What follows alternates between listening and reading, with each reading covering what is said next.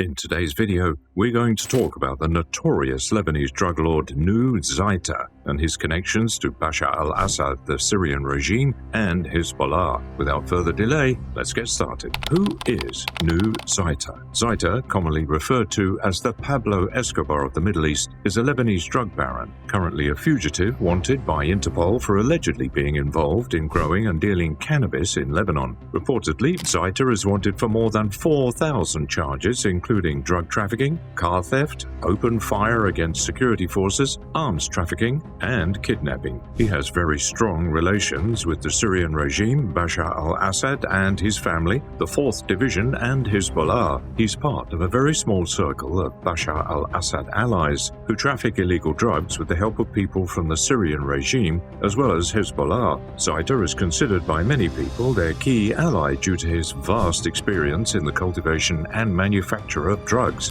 Zaiter never walks alone. He's always accompanied by his bodyguards. Usually, ordinary people don't have good opinions about him, and they're aware that he is the most wanted drug lord in Lebanon, and they usually blame him for turning Syria into a narco state and a narcotics exporter. In 2014, Nouh Zaiter was wounded in a clash with the Lebanese army, according to the local news, when a bullet grazed his shoulder. Despite everything he did, Zaiter likes to portray himself as a sincere Muslim and a charitable man who cares about the poor. Hezbollah is a Lebanese Shia Islamist political party and militant group that was officially founded in 1985. Since 1992, its leader has been Secretary General Hassan Nasrallah. Jihad Council is the Hezbollah's paramilitary wing, while its political wing is the Loyalty to the Resistance Bloc in the Lebanese parliament. Zaiter is able to manage his organized, complex cross-border operations between Syria and Lebanon thanks to having partners in Syria's drug plants and due to using the Hezbollah-controlled illegal crossings. The Caesar Syria Civil Protection Act of 2019,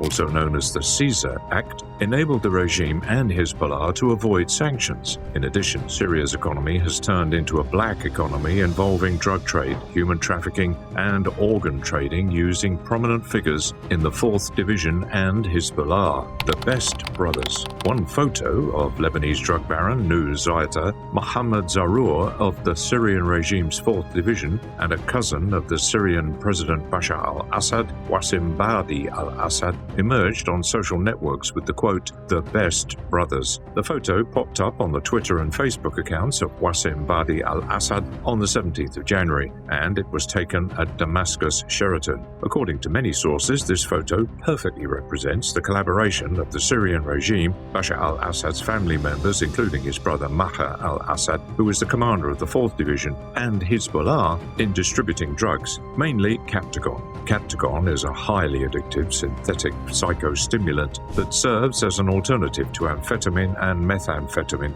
usually smuggled to the Gulf states. Zaiter is known for frequently visiting Syria, especially al-Zabadani, Ludan, Latakia, and al-Qadaha. He's also wanted by Lebanon security agencies for his wrongdoings. Obviously, Nouh Zaiter is a friend of a Syrian regime, and some pro-regime media even describe him as an ally worthy of respect. Some Lebanese analysts don't have any excuses for photos like this one and state that this photo is clearly proof that the Syrian regime and Hezbollah have turned the country into a narco state. The Lebanese Institute of Democracy and Human Rights, known as LIFE, Executive Director Nabil al-Halabi, claims that the photo reflects the malicious and dangerous strategy of the regime and Hezbollah. Nouh Zaiter had also taken a photo with Hezbollah members in 2015 in Kalamoun, Syria, and posted it as a profile picture on Twitter, which also proves his strong connections with Hezbollah. How did Nouh Zaiter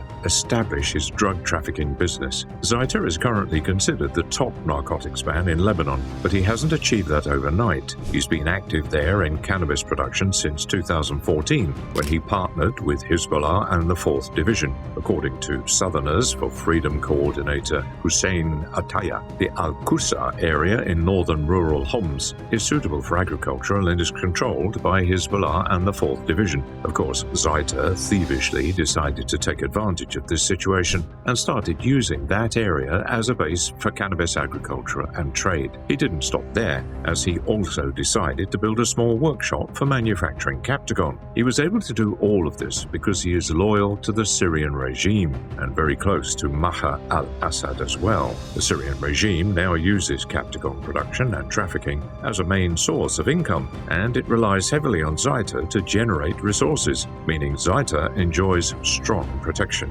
An indispensable part of the equation is, of course, Hezbollah, the main source for Captagon and drug trafficking network, and it has moved its drug manufacturing and agricultural operations to Syria, at least according to Syrian Network for Human Rights manager Fadel Abdulghani. Ghani also stated that the partnership between Zaiter, Hezbollah and the Syrian regime generates vast profits and is key for all of the operations mentioned. How do countries fight illegal drug trafficking? Some countries in the region are very concerned because of the high crime rates and rising drug trafficking in the region, so they're starting to take some steps to fight these trends. Saudi Arabia, for example, is having some success due to its exceptional efforts when it comes to combating the scourge of illegal drugs. That country started massively apprehending shipments at various seaports and land border crossings. However, despite some shipments being seized, drug trafficking never stops, and that's a sign of efficient collaboration between Hezbollah and the regime, which results in a large distribution and trafficking network.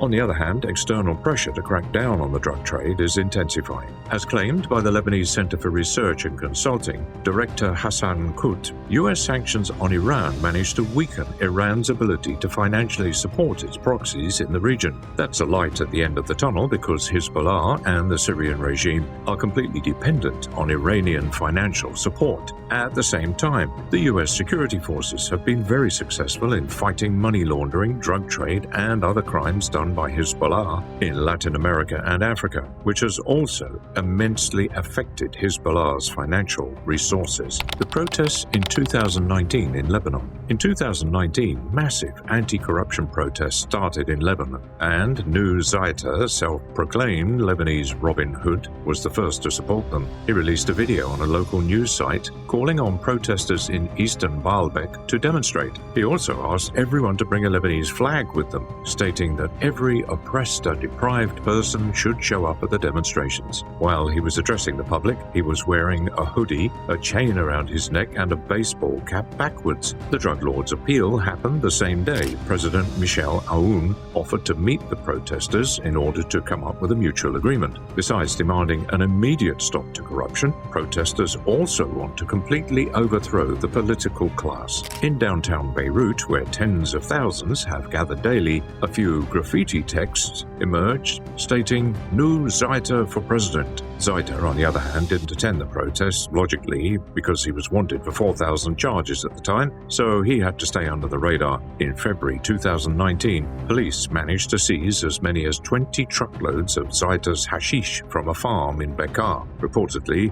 40,000 pounds or 20 tons of hashish was seized that day by the Lebanese security forces. The most intriguing part of this is that Nouh Zaiter casually gave an interview to the media despite being wanted for numerous charges by his country and by Interpol as well. And that wasn't the only time. Zaiter is known for giving lengthy TV interviews where he would often joke around but also threaten people. Nouh Zaiter's son's arrest. In 2022, a unit of the Lebanese Army intelligence managed to arrest the son of drug dealer Nouh Zaiter while he was working in one of the Kesarwan areas. The Lebanese Army raided his hideout and he was taken to a police station under the supervision of the pertinent judiciary. There is some speculation that Nouh Zaiter was in Syria at that time and that he tried to communicate with people close to his son in order to resolve the issue, but they'd already been arrested. That's it for today's video. If you enjoyed it, make sure to leave a like and comment on this video. Also, don't forget to hit that subscribe button